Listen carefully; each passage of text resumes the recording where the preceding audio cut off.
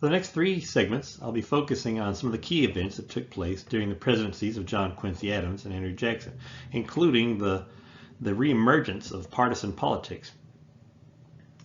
For today, though, we're going to focus on the presidency of John Quincy Adams, the breakup of the Republican Party, and the eventual rise of Andrew Jackson.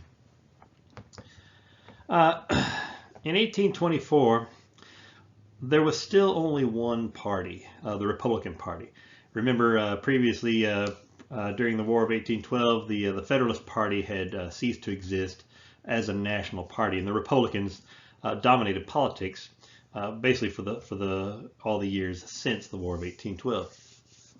But in 1824, the Republican Party is beginning to pull in several different directions. Several competing interests within the party are beginning to create a lot of tension within the party and threaten to pull it in different directions. And the election of 1824 really reflects this internal turmoil within the Republican Party. And it's reflected by the fact that we've got four separate candidates running for office of president in 1824. John Quincy Adams, Henry Clay, and Andrew Jackson. Adams from Massachusetts, Clay is from Kentucky, Jackson's from Tennessee. There's another guy named William Crawford from Georgia. So we've got four candidates running for president in 1824, and all four of these candidates represent the varying interests within the Republican Party. Adams and Clay, their interests are very much aligned. They both support a strong federal government and a nationalist economic policy. Jackson tends to focus only on his war record during this presidential campaign. He doesn't really offer much of an agenda in terms of what he'll do in office, but he's selling himself as a man of the people. Crawford, we're not going to really talk much about Crawford because in the course of the campaign, Crawford's going to die of a stroke, and so he will be irrelevant. So we'll focus mainly on Adams, Clay, and Jackson during this election of 1824. Now, the Electoral College is still electing a president at the time. There is a popular vote, but very much like it is today, the popular vote does not guarantee a winner. The Electoral College is still responsible for electing the president. So in 1824, once the Electoral College has cast its ballots, Andrew Jackson will have about 38% of the vote. John Adams about 32%. Crawford 16%, and Clay 14%. Now, as we already mentioned, Crawford dies in the process, so he's not going to be part of it. Clay, with the least number of votes, is going to be out of the running right off the bat. So it comes down to Adams and Jackson. Now, the thing is, while Adams had more votes, he had the most amount of votes than Adams, he did not have a majority of the votes. And according to the Constitution, unless there's a majority, unless the winner has a majority of the votes, then the House of Representatives must decide the election. So already we see here this four-way split in the votes means that no one is getting a majority. Now, Andrew Jackson had the most number of votes, but it wasn't enough to be a majority.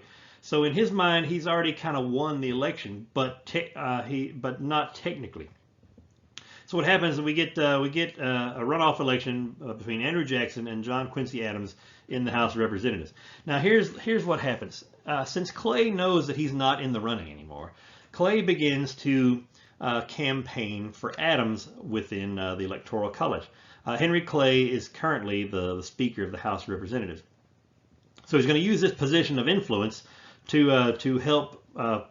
help sway more of the votes in support of Adams as opposed to Jackson. Clay and Jackson were somewhat of political rivals, both from frontier states. Clay from Kentucky, Jackson from Tennessee. They'd been rivals for a while.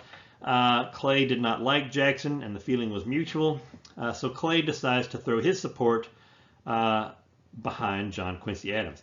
And in doing so, Clay is able to rally enough support for Adams within the Electoral College to where Adams will win this runoff vote.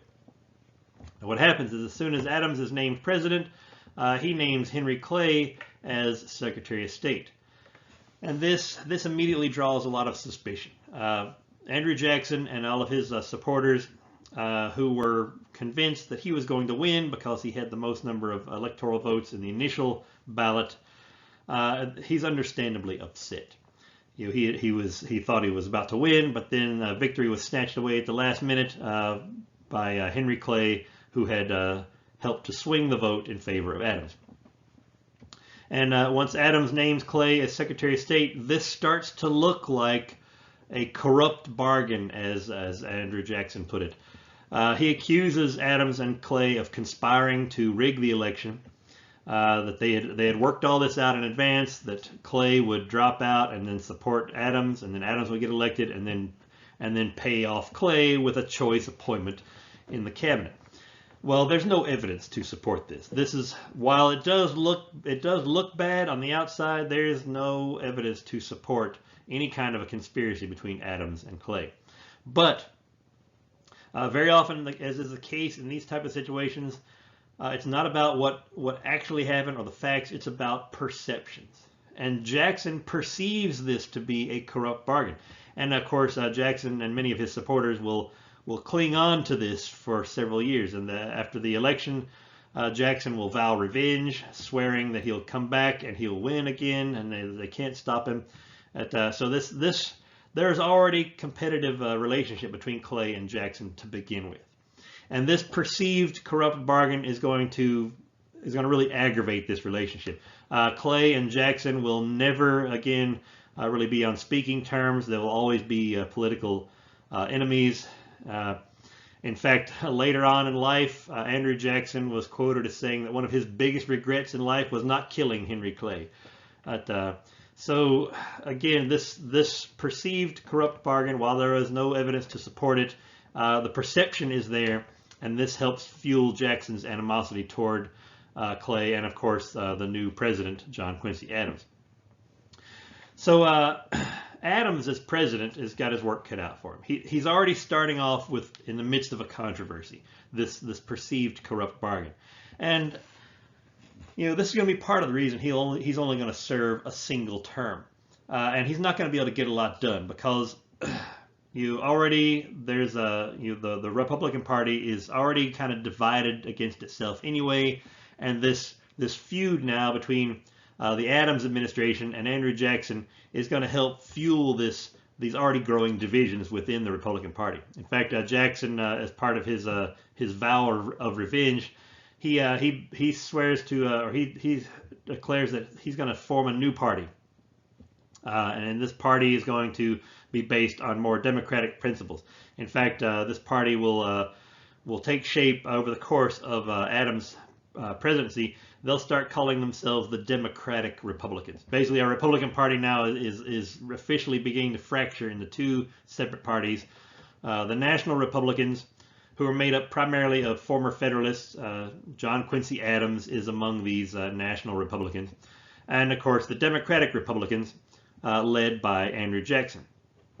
And the Democratic Republicans tend to espouse the ideals of the original Anti-Federalists, or the original Republicans. So eventually these Democratic Republicans will start calling themselves Democrats, just for simplicity's sake. The National Republicans will retain this title for a while. At any rate, our Republican Party begins to split in two, and due in large part to some of these issues that grew out of the election, and then issues that had been festering for the past several years.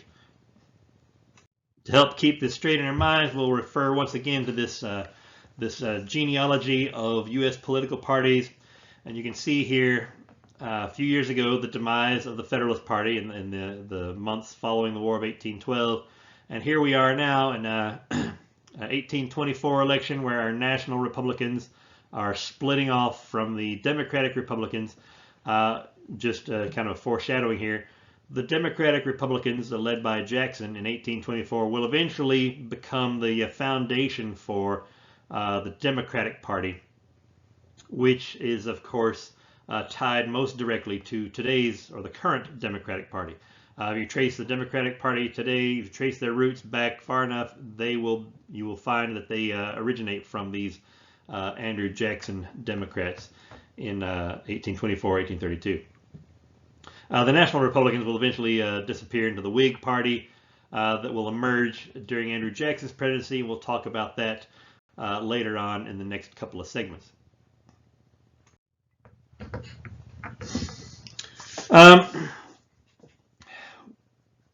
Adams as president is he's one of the reasons he's got such a hard time of it during his presidency is that he's difficult to work with. In terms of his qualifications, Adams was probably one of the smartest and most educated presidents in our history. But he wasn't always easy to work with. His knowledge and his intelligence sometimes made him appear arrogant and aloof. He was a little bit self-righteous. So a lot of people didn't really like working with John Quincy Adams, and this is going to make it difficult for him to build any kind of consensus in terms of getting support for his agenda and so on. And this is where he's really not going to get that much accomplished during his single term in office. Also, it's important to note that John Quincy Adams was a very religious man. He studied scriptures and prayed at least 3 times a day. He was also a very staunch abolitionist. He was in favor of abolishing slavery.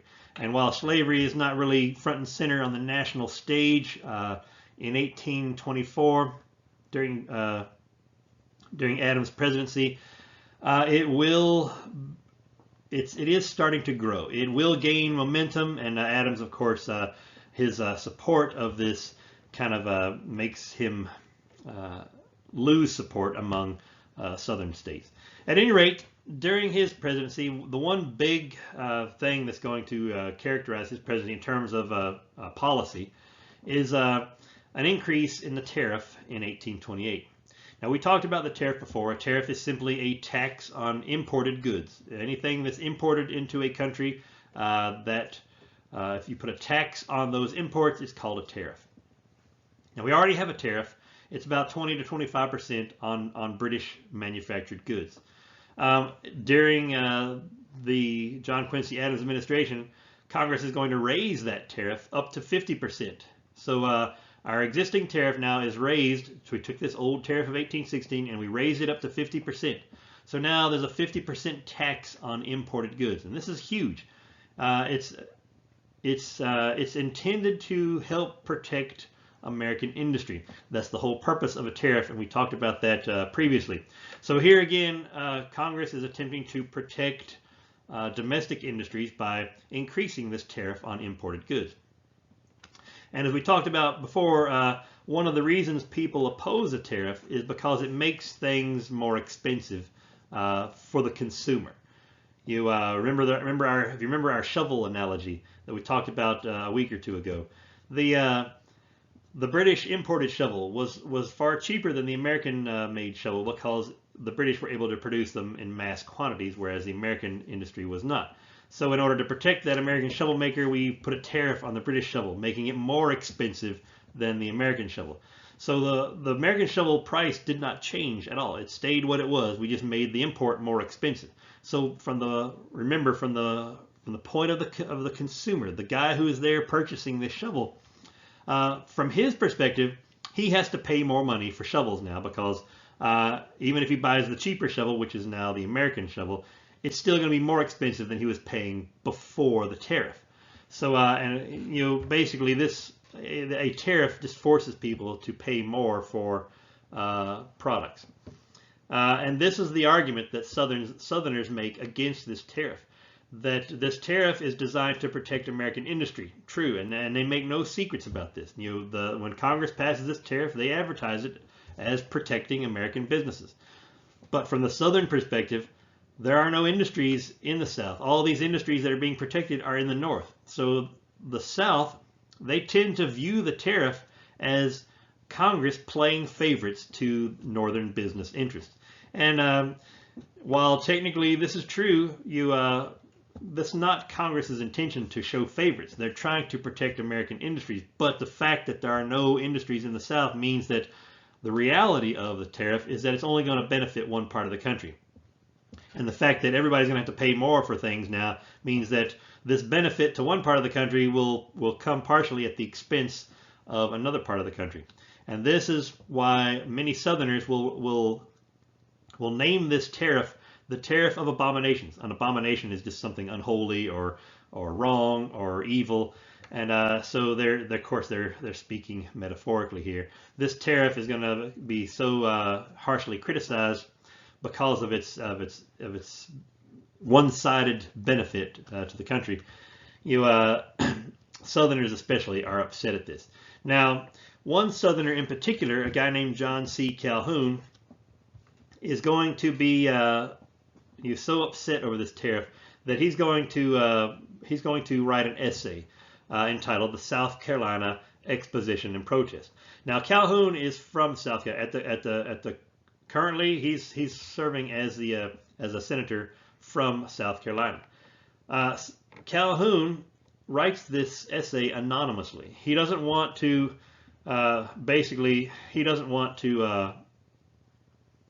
to upset anyone that he works with in Washington.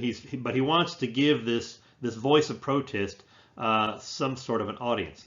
So he writes this essay anonymously. In this essay, he's openly criticizing the tariff in general, and even more so this recent increase in the tariff. Calhoun goes on to explain that the fact that the federal government can do things like this is an abuse of their power. The federal government has too much power. A federal government whose power is limited would never be able to get away with something like this. Passing a law that benefits one part of the country at the expense of another. So he's saying that state, basically what Calhoun is doing with this essay, he's echoing Thomas Jefferson's idea of nullification. Remember years ago from Jefferson's Kentucky Resolution. Calhoun is now echoing this idea of nullification, saying that what he does is he kind of outlines a process by which a state can use this concept of nullification to push back against the abuse of federal power. Calhoun says basically that if a state determines within its own state legislature that a federal law is unconstitutional, then the state government can pass a resolution nullifying that federal law within its own borders. So basically, in the case of this tariff, for example, South Carolina might pass a resolution to nullify the tariff and making this tariff not apply to the state of South Carolina. Calhoun further argues that if nullification fails to bring any kind of satisfaction or resolution to a state in regards to this law in question, then that state might choose to secede from the Union as a last alternative to protecting its rights as a state. So basically, Calhoun here is expanding on Jefferson's idea of nullification and suggesting that secession might be considered as an alternative if a state can't figure out a way to protect its rights against perceived federal abuses. So this essay is a lightning rod. It draws a lot of attention, and of course Calhoun writes this anonymously. We know later on that he wrote it, but initially in 1828, no one knows it's Calhoun that wrote this. He doesn't want to draw attention to himself, but he wants to draw attention to the issue, and the issue he sees is the abuse of federal power. So this South Carolina Exposition and Protest, this helps to elevate the debate over the tariff into a more of a crisis level issue, with the ideas of nullification and secession both being somewhat radical or extreme measures in response to this tariff. Looking at this illustration here, we see an example of how Southerners will feel about this tariff. And this illustration appeared in a newspaper this is a couple years after the tariff of abominations, that 50% increase. The illustration basically shows us how Southern states perceived this tariff. Of course here, these two figures representing the two sections of the country, the South and the North. if the tariff, this protective tariff is intended to protect business interests, all those businesses are in the north. So this northern businessman here appears to be very fat, not just physically, but also metaphorically. He's fat with profits, fat with prosperity that he's gained by way of this tariff. And we see here his northern businesses, a nice new brick building, domestic manufacturers. Here they're producing products, getting ready to ship them out, and so on and so forth. From the southern perspective, though, the southern economy, represented by this thin, emaciated figure here, burdened by the tariff and taxes. Southern economy is kind of dilapidated here. Everything is kind of run down and in a situation of economic despair. And the tariff is what is responsible for this. The tariff benefiting one part of the country at the expense of another. The reason Southerners are not prospering is because they have to pay more for manufactured goods. Almost, since they don't manufacture anything themselves, everything is imported into the southern states, either from northern manufacturers or from Europe. So Southerners have to pay more for everything, plus the fact that this tariff is primarily on British goods. Then England, who is the biggest consumer of southern cotton, is more reluctant to buy cotton because now there's this tariff on their goods, so they want to put taxes on cotton imported from America. It's kind of what they call reciprocal tariffs or reprisal economics, that kind of thing. So the southern economy is taking a beating as a result of this tariff, which is benefiting only the north. And this illustration shows this perception of the South over this tariff. During this time period, we see this term, the Jacksonian democracy, and this term is more of a modern term. We don't really see this term being used during the early 1800s. This is a term that we in the modern academia have applied to this era, the early 1800s. We call it Jacksonian democracy because essentially what is happening during this era is that American politics is becoming more democratic, which means more and more people are participating in the election process. More people are voting. More people are running for office. Not just white male landowners like it started out in the beginning. The reason we call it Jacksonian democracy is that Andrew Jackson himself will be a product of this process. Jackson didn't have anything to do with creating this process, but Jackson's rise to the national stage and his eventual election as president is kind of a good example of how America is becoming more democratic. Because under the original idea of democracy in America, it was very limited. Only white male landowners had the right to vote, basically excluding significant numbers of the population. Of course, women and ethnic minorities didn't vote, but if you were not a landowner, you didn't own property, then you had no right to vote. You had no right to participate in politics. And this was the majority of Americans did not own land in the beginning. So a large portion of the population was excluded from the political process. Well, that process has become, over the years, more and more democratic, increasingly democratic, meaning more and more people over time are beginning to participate in government. Andrew Jackson's rise to power is kind of the best example of that, because Jackson started out, he was not a wealthy landowner. He was nobody. He was a poor orphan from the frontier who had nothing. So for someone like Andrew Jackson to eventually rise through the ranks of society and become president is a good example of how society was becoming more democratic.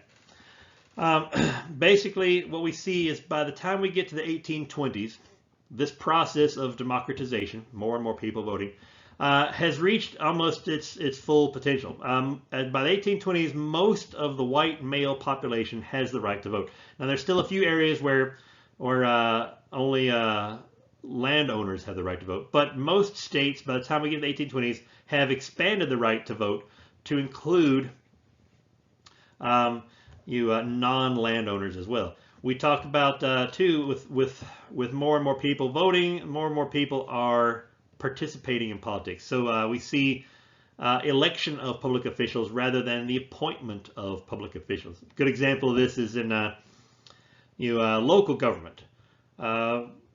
Prior to the 1820s, a mayor would be elected, and then the mayor would appoint all the other public officials, like the sheriff and the tax collector and the dog catcher, or the tax assessor, and all these other various public officials would be appointed by the mayor. By the time we get to the 1820s, more and more of these positions are elected positions. Now people directly elect the sheriff and the judges and all the other public officials, instead of having those individuals appointed by one high office. So not only is the election process becoming more democratic, but the access to public office is also becoming more democratic as well. So we see a lot more people participating in politics than we had in previous decades.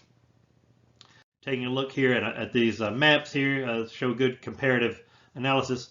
In 1800, we see that most every state, including our territories, which had not yet been organized into states, required a property qualification in order to vote. If you wanted to vote in most of these states, you had to own land. If you didn't own land, then you were not going to participate in politics. A couple of states, we see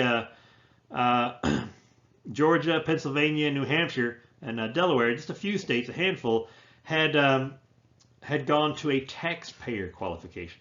And what this means basically is that as long as you pay taxes in this state, then you're allowed to vote. You don't necessarily have to own land, but you do have to pay taxes. So basically, in places like these four states, the right to vote had been expanded to include more people. And of course, we see Kentucky and Vermont, two states at the time, had what they call universal white male suffrage. If you're a white male in Kentucky or Vermont, then you have the right to vote. It doesn't matter whether you own land or whether you pay taxes, you have the right to vote by virtue of being a white male. By the time we get to 1830s, just barely a generation later, we see most every state now has gotten rid of the property qualification. Only Tennessee and North Carolina still retain a property qualification for voters.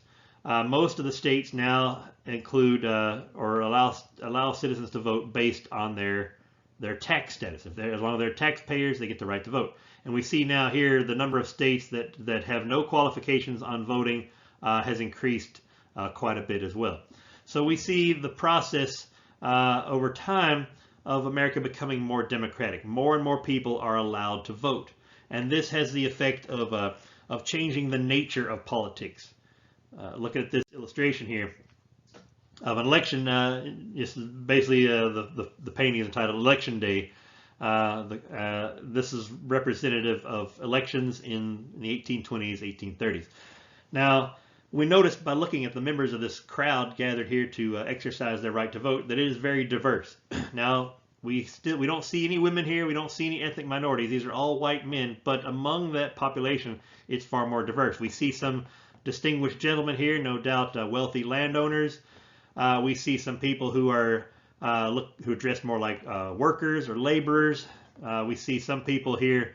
This poor guy over here in the corner he doesn't even appear to be conscious. No shoes. This guy over here is passed out. A lot of these people are commoners, everyday people. They are not landowners. They're not business owners. Some of them are just wage workers. Some of them are hobos. But by virtue of being white and male, they have the right to vote. So this idea of universal male suffrage is beginning to take hold by the time we get to the 1820s. Another byproduct of this democratization is that with more people voting, the types of issues that are important during an election become altered as well. When you only have the wealthy elites participating in politics, the campaign message is aimed at them only. If you're running for office and you know that only the wealthy elites are able to vote, then you're not going to discuss issues that are not relevant to that group. So you're not going to discuss women's rights if women don't vote. You're not going to discuss minority rights if minorities don't have the right to vote. You're not going to discuss the issues that are important to wage workers if those people don't have the right to vote. You're only going to address issues that are of concern to the people who are voting. So by the time we get to the election of 1828, where Andrew Jackson will be elected president, we see a lot of the issues that are being highlighted during this election are more base issues. They're not talking about highbrow political ideologies, economic policies, and foreign policies. They're talking about issues that are more personal, things that the everyday people can readily identify with. And this has a tendency to lower the quality of political dialogue to a level that appeals to the uneducated masses. If you're talking about foreign policy and the nuances of economic policy to a crowd that's largely uneducated, and many of whom are illiterate, they're not going to get it. They're not going to understand what you're talking to, so it's going to be difficult for them to support you or to identify with you if you're not speaking to them. So what happens in 1828 is that for the first time we see the campaign being lowered to the level of personal attacks. Instead of when we're looking at Andrew Jackson here and John Quincy Adams opposing each other again. In this election, the campaign is limited almost exclusively to attacks on personal character. They don't really ever discuss any kind of real issues. As far as what's your agenda, what do you plan to do about this issue, what do you plan to do about that issue, how will you improve the nation, how will you lead the nation into prosperity or success. Very little of that is discussed, and both candidates focus on personal attacks. My opponent is a liar, my opponent is a thief, and so on and so forth. And to a public that is largely uneducated, these types of attitudes will be easier to identify with. Not everyone knows what economic policy entails. Not everybody knows what foreign policy entails, but everybody knows what a liar is. Everybody knows what a thief is. So when you use terms like this, you can kind of capture the attention of most everyone. And that's what happens in this 1828 campaign. Both Jackson and Adams will engage in this type of petty bickering and name calling. What ends up happening is that Jackson, for example, will refer to Adams as an aristocrat who obtained high office by a corrupt bargain. Keep in mind, Jackson he's still not letting go of this perceived rigged election. He said Adams is a liar and a cheat. He cheated his way into the White House. He doesn't deserve to be president. He'll accuse Adams of installing gambling tables in the White House and basically turning the White House into a gambling den. He accused Adams of providing American virgins as companions to foreign dignitaries, and a lot of things like that. He says that the president's wife had been born out of wedlock, basically calling her a bastard. So a lot of this stuff, there's no truth to it. But Adams is using these strategies because these are the types of comments that most everyone can understand. People are like, how dare the president put a gambling casino in the White House? That never happened. But it doesn't matter because no one can verify this. So it just becomes just a petty name-calling fight. Now, Adams is no innocent victim here. Adams does the same thing to Jackson. He calls Jackson a lot of names, calls him a backwoods buffoon. He was more or less illiterate. He accused Jackson of being a slave trader and a gambler. He basically told the public that Jackson was living with his wife before she was legally divorced from her first husband. Essentially calling her a whore. A lot of this stuff is designed, none of it has anything to do with politics. None of it has anything to do with which of these men will better serve the nation. It's a case of petty personal bickering. Now, as we already have indicated, Jackson and Adams they don't like each other already. Adams especially angry over this corrupt bargain issue.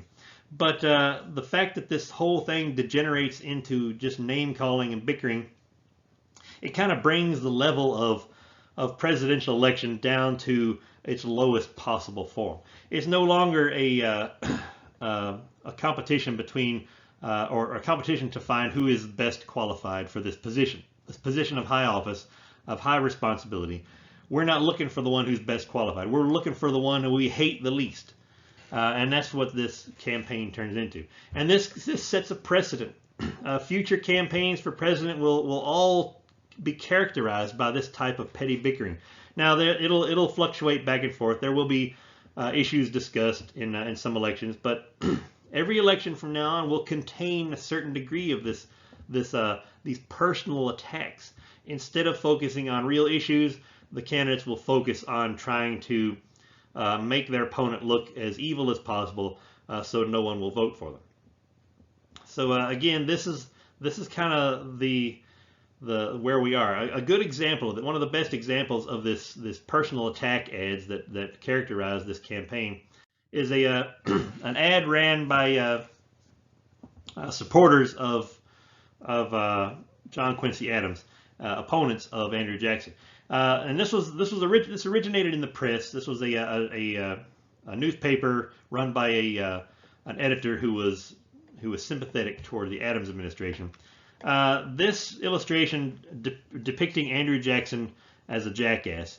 You can't read the fine print on this illustration, but all these chickens that are being trampled here by the mule or the donkey are all represented as the American people. And of course, this mother hen here is the U.S. Bank. And the supporters of Adams, they were big supporters of the bank, who was supposedly responsible for stabilizing the economy, which would benefit all the nation. And Jackson, one of his famous quotes was, "Let everyone take care of himself. We don't need a strong federal government babysitting us. Each man can fend for himself. States can fend for themselves. We don't need the government to do everything for us." So Jackson saying, "Let everybody take care of himself," and of course here they're depicting him trampling over all the people who he has said can take care of themselves. And so this makes this illustration is intended to make Jackson look reckless and irresponsible, dangerous even. So while all of this is an exaggeration, it's extremely unlikely that Jackson had any ill intent planned for the American people. But his opponents are trying to make him look as bad as possible, and this illustration does that. It makes him look irresponsible and reckless, and that makes that the American people look like they will be the biggest victims of his irresponsibility. And of course, here we see another one of Jackson's supporters disguised as this fox getting ready to take out this mother hen here, who is labeled as the U.S. Bank. Again, symbolic of how Jackson and his supporters were opponents of the bank, and basically making them out to be opponents of prosperity. So this is the type of thing that politics has descended to, these base attack ads. One little piece of trivia for you here is that Jackson was not easily shaken by personal attacks.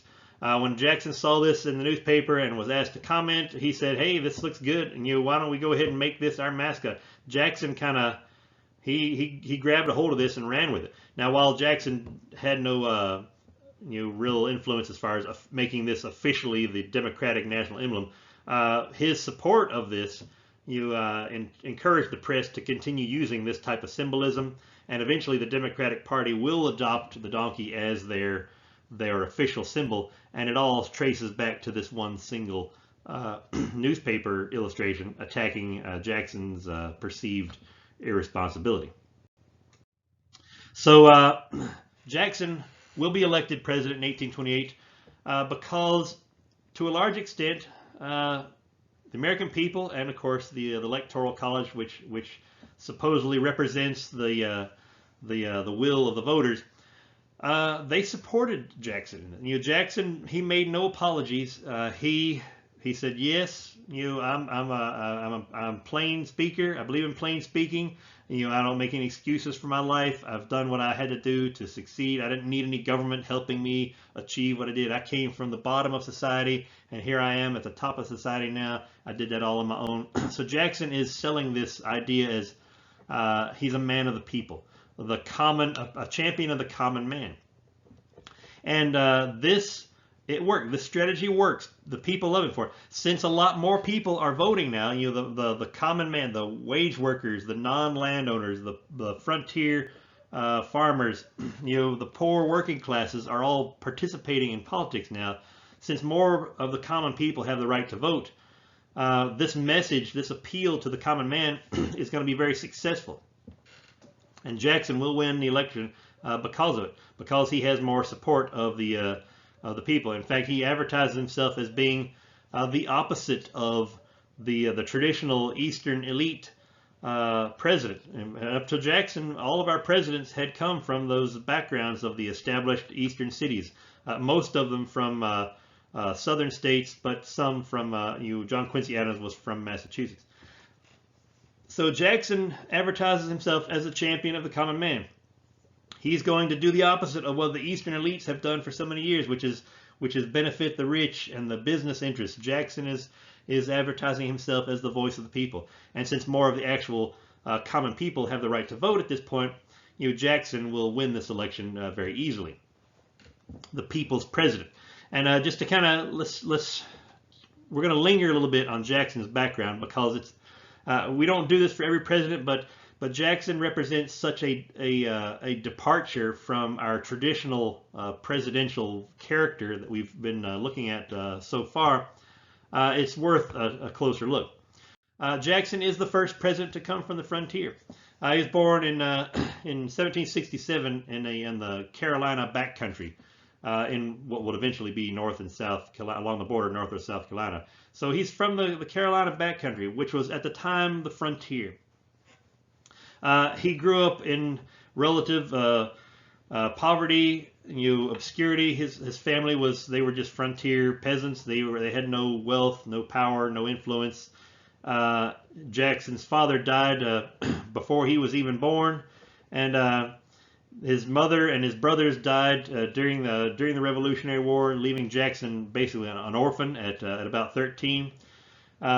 He will volunteer to join the Continental Army during the Revolution. He ends up captured by the British and forced to serve as a squire or a page for a British officer. And of course, this doesn't work out well. Jackson is not the type to bow down and serve anybody. So his belligerent attitude earns him physical abuse from this British officer, scars that he carried with him for the rest of his life.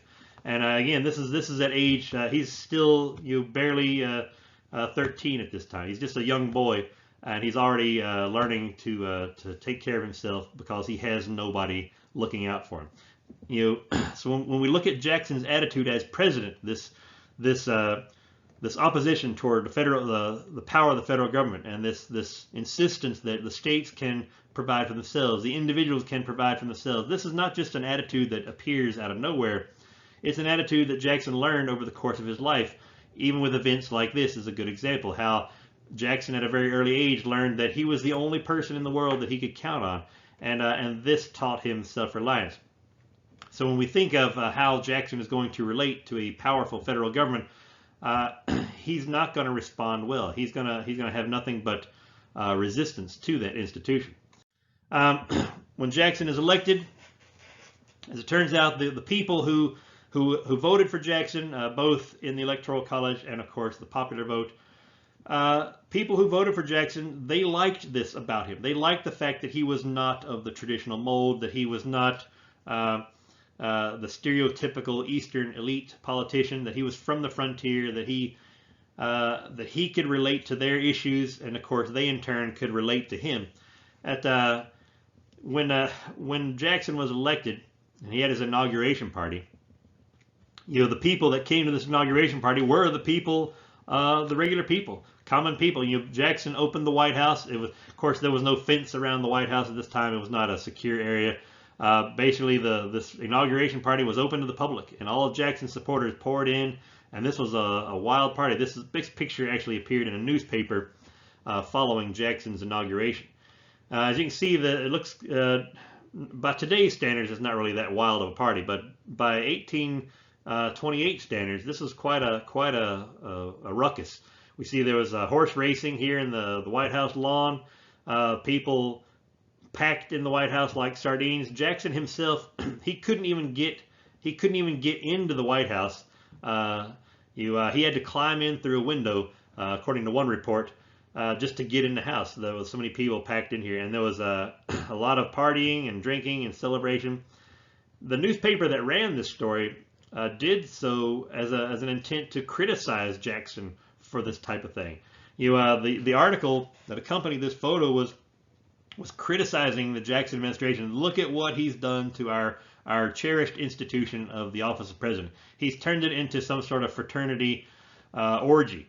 It's just a mess. It's madness. They were criticizing Jackson for it. But for the people who voted for Jackson, the people who supported Jackson, they thought this was a good thing. And this was kind of symbolic of the fact that for the first time in history, the average American people, especially from the frontier, those western states and those southern states, especially in the western part of the South, these average Americans, they could identify with their president, and that hadn't been the case for many years, for even going back to Washington. As much as people loved George Washington, he was not a commoner. He was an elite, wealthy elite plantation owner. He came from a different world than the common American citizen. So for the first time in American history, the people can identify with their president, and this is an important step in terms of making America a more democratic nation. Now, it comes at an expense because the Jackson administration was characterized by a lot of political turmoil. A lot of controversy and turmoil stemmed from his presidency because there was so much fighting between the establishment and this new way of doing things, which centered mostly on appealing to common interests. Once Jackson was in office, he didn't change. He carried this rough and tumble frontier attitude with him into his office as president. One example of this, this is during Jackson's presidency, there was an attempt on his life, an assassination attempt. Jackson was coming out of Congress after a meeting one day, and an assassin stepped from behind the bushes with two pistols and took a shot at Andrew Jackson. As luck would have it, though, both pistols misfired.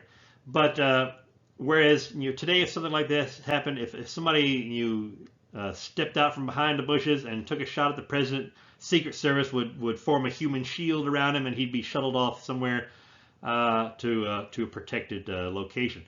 But none of that exists at this time, and Jackson would not have allowed it, even if it did exist. Once this guy's pistols misfired, Jackson proceeded to beat him half to death with his hickory cane. He always carried a hickory cane with him. It was actually his nickname, Old Hickory. So Jackson is in the process of beating this man to death. He had to be physically restrained by several members of his cabinet in order to prevent him from killing this guy. So again, this is just another example of how Jackson will bring this new attitude, this frontier, rough and tumble, fighting for yourself type of attitude, and it's really a departure from previous presidents. No other presidents up to this point would have ever considered doing something like this, but Jackson again is not among those first few presidents. So basically, our people's president, the champion of the common man, one of the things that he has advertised is that he's going to purge the government of corruption. He perceives that these men of wealth and educated backgrounds who have dominated politics for the past 50 years at this point, he vows to change that. A lot of these guys have been in office. They come from elite backgrounds, these eastern cities. A lot of them are educated. A lot of them come from wealthy families. They have dominated politics. They've dominated these positions since day one. Jackson vows to change that. He says that to hold public office in America requires no special education or training or qualifications other than they be an honest, hardworking citizen. In Jackson's mind, that's all you need. That's the only qualification you need to serve in the government. So he starts what they say, what we now refer to as the spoils system. Basically, he begins firing people from the previous administration, cabinet officials, secretaries, and so forth, these administrators, firing them and replacing them with his own friends and supporters. And of course, they call it the spoils system because, you know, to the victor belong the spoils, as the saying goes. And since Jackson is the victor, he considers his election a mandate for this sort of change. He's going to start eliminating all these people of wealth and influence and replacing them with people who he thinks are best suited for the job. Not necessarily because of their education or their training, but because they are, as he describes, good, honest citizens. Now, for all of his talk, and in terms of he's going to clean house, he's going to eliminate all these corrupt officials that have been in these offices for so many years, he doesn't actually do that much. Less than 20% of the current office holders will be purged by Andrew Jackson. In terms of him replacing these old office holders with his own people, he only replaces about 20% of those office holders. So it's not a real radical purging of officials, but he just makes a big deal of it. In fact, Thomas Jefferson fired and replaced about as many people as Andrew Jackson. So what Jackson is doing here is doesn't really represent a dramatic departure from the past, but he makes a bigger show of it. He advertises it more. He talks it up a lot more. So it from the outside looking in, it appears as though Jackson is really taking radical measures to purge his administration of any members of the opposition party, even though in reality he didn't do any more than any other previous president. But what this does, by making such a big show of this and you advertising it as this purge of corruption, this kind of sets a precedent for future presidents to do the same thing, and it becomes kind of the tradition of American presidencies. When a new presidency, a new administration assumes office, one of the first things they do is begin replacing staff members from the previous administration with their own political allies.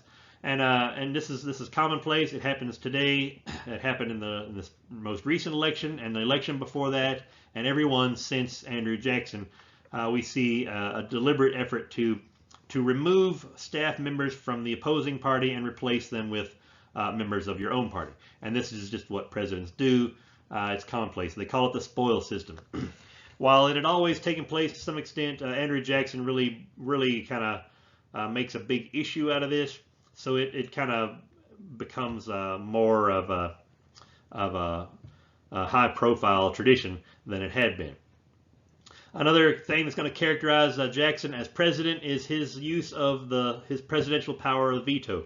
Now, the president is authorized to use the power of veto at his discretion. There are no specific guidelines prescribed in the Constitution for how a president should use his power of veto. And we're talking about, when we're talking about veto, basically Congress passes a bill and submits it to the president for approval. The president can veto that bill, basically disapproving it. And this is a power the president has by virtue of the Constitution in order to check the power of Congress. If you remember our discussion of checks and balances several weeks ago. Up till Andrew Jackson, all of the presidents prior to Andrew Jackson, from Washington all the way up to John Quincy Adams, those presidents only vetoed a total of 9 bills combined. That was 5 presidents combined only vetoed a total of 9 bills, and in each case, these bills were vetoed because the president at the time believed that bill to be unconstitutional. Not just because they didn't like it or they didn't agree with it, but because they genuinely believed it to be unconstitutional. Jackson, however, will use his power of veto to spite his political opponents. Keep in mind, in Congress, there are still many people who oppose Andrew Jackson. So he still has a lot of opponents within the government. And of course, while he's in office, he makes quite a few enemies within the government as well. He uses his power to spite his enemies. So Jackson commonly would veto bills just because he didn't like. I don't like that bill. I disagree with it, so he'd veto it. Or some cases, it's like, okay, I don't like Senator so and so who proposed that bill, so I'm going to veto it. So he used this power of veto to spite his political opponents. In total, Jackson vetoed a dozen bills just during his time in office, and this was more than all the previous presidents had vetoed combined. And just kind of give you an indication of how different Jackson was from the previous presidents. Now, while it might seem, while a lot of people saw Jackson's attitude and behavior in general as appealing, man from the frontier, represents the interests of the common man, man of the people, that sort of thing, has wide appeal. Jackson did use some of his powers as president a little bit irresponsibly in terms of how he vetoed bills, as just an example of this.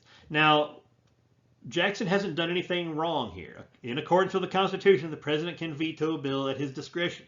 He doesn't need to provide a rationale. There's no criteria outlined for his use of veto.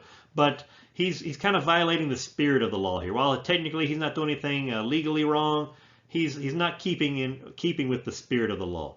It's not that he doesn't have the best interests of the nation in mind. He has only his own political interests in mind as he's using this power. So this is one of the reasons why a lot of people will criticize Jackson during his administration. One of the reasons why he will make so many enemies during his 2 terms in office is because from a lot of people's perspectives, he's abusing his power.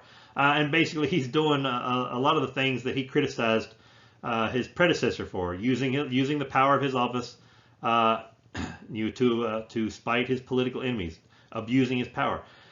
So Jackson campaigned on a platform of eliminating corruption and preventing the abuse of power by the federal government. Yet he will end up doing a lot of the same things that he criticized others for. Does this make Jackson an evil man? No, but it just is another example of how every president who has ever held the office has to come to terms with the reality that actually being president is very different from the idea of being president. When you're on the outside looking in, criticizing the incumbent, if I'm elected, I'll never do that. I'm going to change this. I'm going to fix that, and I'll never do this. I'll never do that. It's easy to say that when you're running for office, but once you're sitting in that chair and you're faced with that responsibility, very often the reality of that sets in, and you realize that you can't do all the things that you promised. Jackson promised to eliminate all corruption, to purge the administration of corruption, but he didn't actually get rid of that many people, and the people that he replaced them with were in most cases from the same elite backgrounds as the people from the previous administration. So fundamentally he didn't really change a lot, but he talked it up a lot, and his attitude, I guess, was what was really responsible for making so many enemies. But he did use his powers as president to spite his enemies, and this is something that many other presidents had done to varying degrees. Jackson just did more of it. When we come back next time, we'll get into some of the big key pieces of legislation during Jackson's administration, some of the decisions that he makes, and how those events and situations will affect various groups of people in the United States. Until then, take care.